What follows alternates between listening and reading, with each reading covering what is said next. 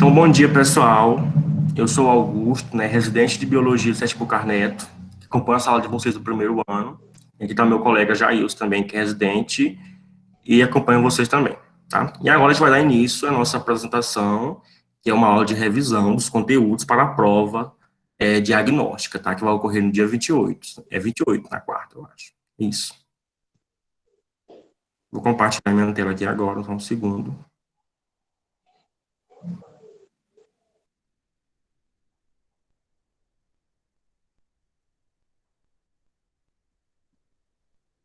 Tá.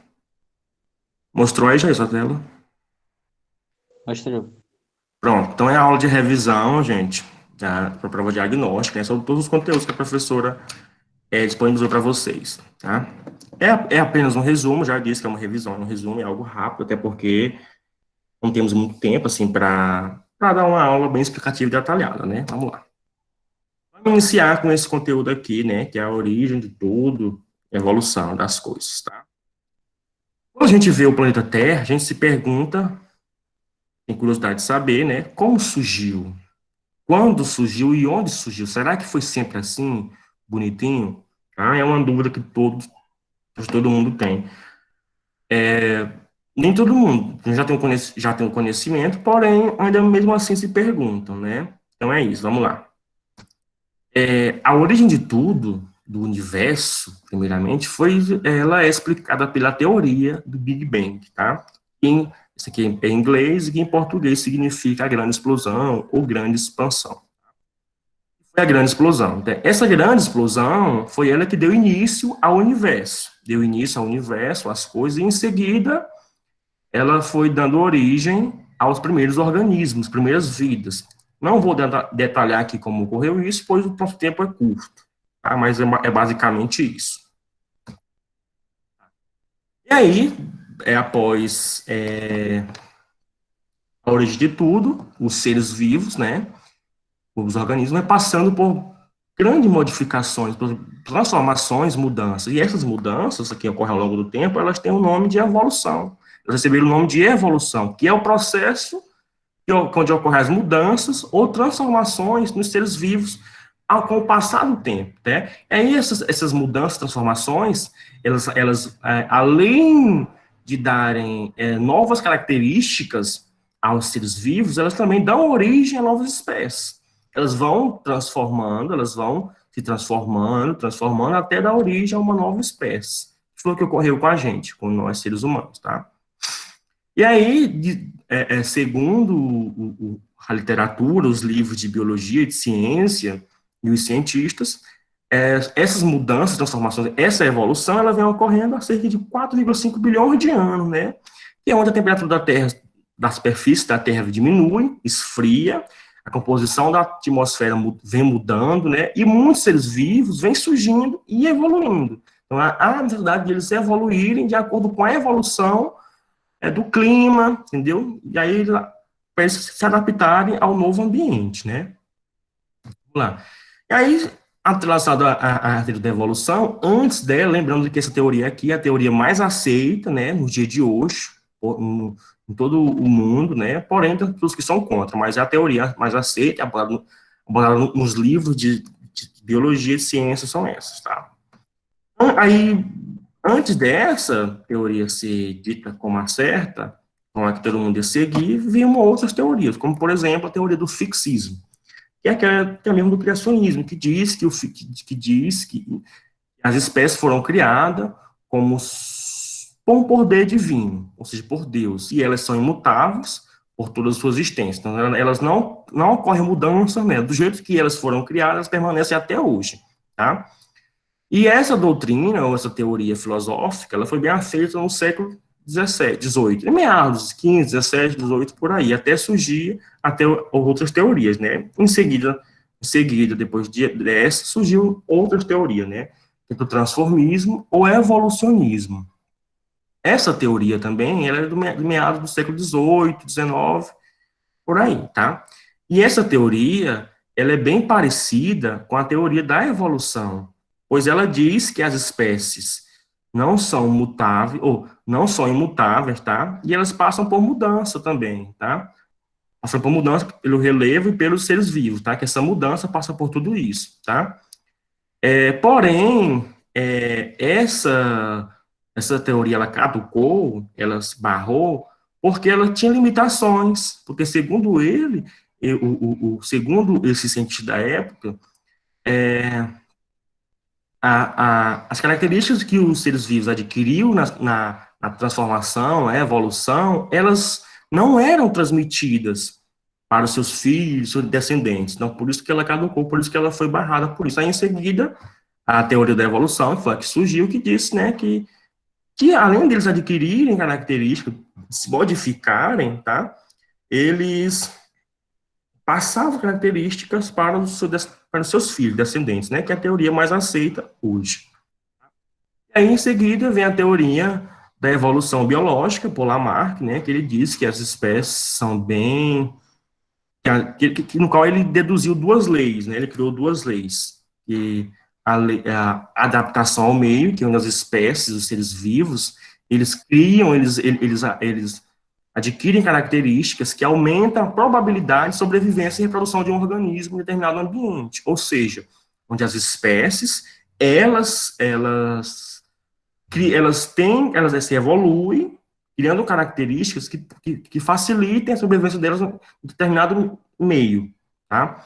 E depois vem a lei de uso e desuso, tá? Que a alteração do ambiente levaria à modificação das espécies de acordo com sua necessidade, tá?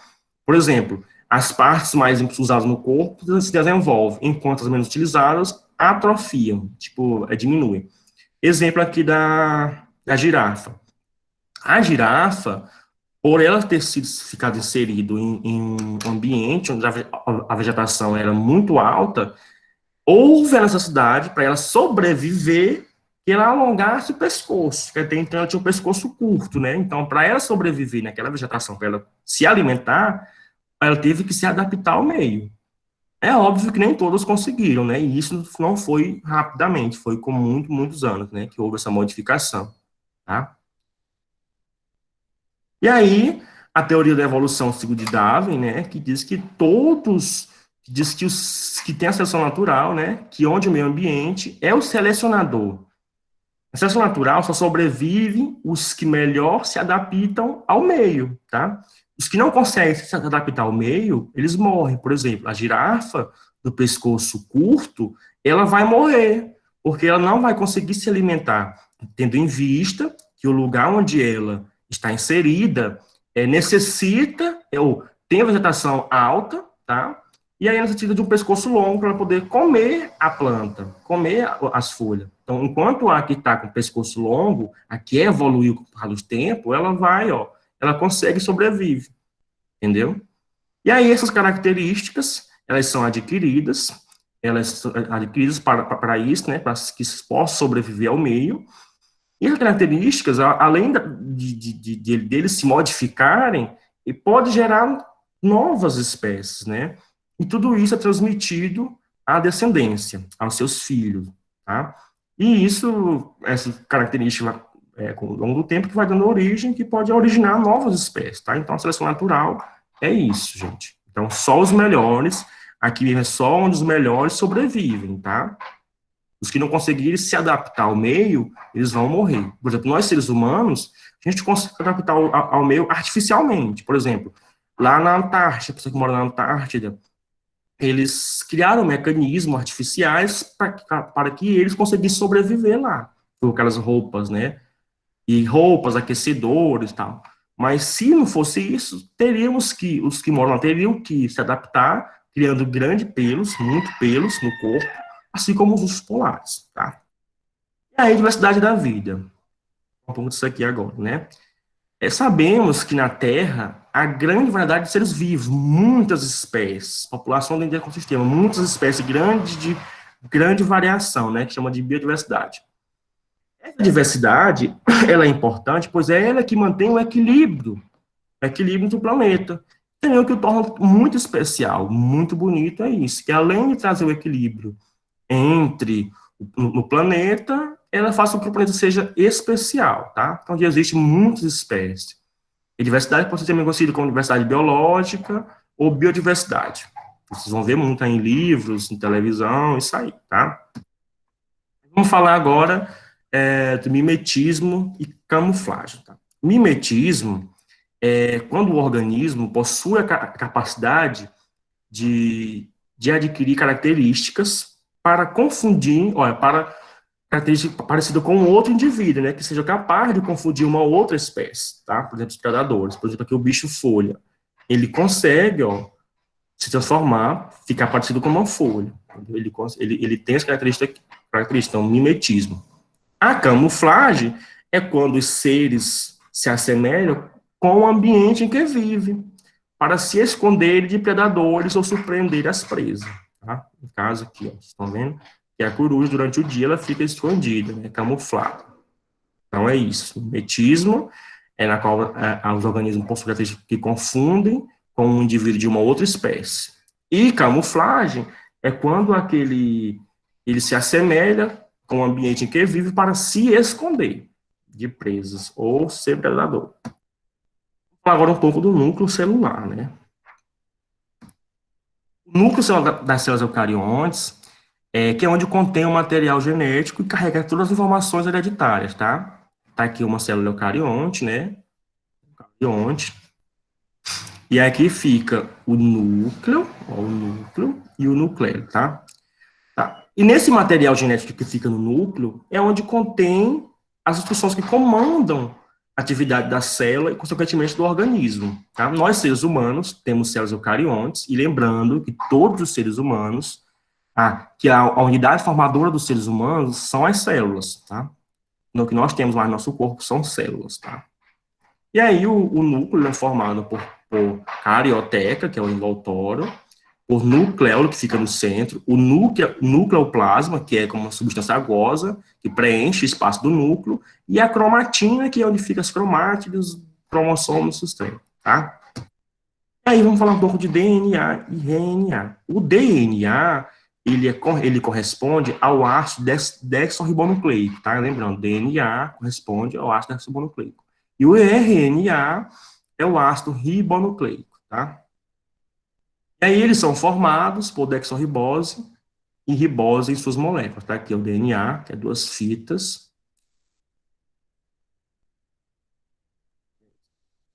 Lembrando que é no DNA que é onde contém todas as nossas informações genéticas, tá? E aí lembrando que, tipo assim, vocês como exemplo, você pode estar, fulano vai fazer um teste de DNA para saber se é filho de fulano. Então é isso. Então o DNA é porque lá contém as nossas informações genéticas.